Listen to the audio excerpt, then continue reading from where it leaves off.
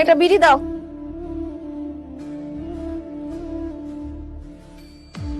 জি, বিড়ি দাও একটা। আপনি বিড়ি খান? এখন থেকে খাই নাকি, ছোটবেলা থেকে খাই, অভ্যাস হয়ে গেছে না, এখন ছাড়তে পারি না। দাও। কি কর? না না, বিড়ি তো খুব খারাপ, শরীরের জন্য ক্ষতিকর। তো বিড়ি খাবেন কেন?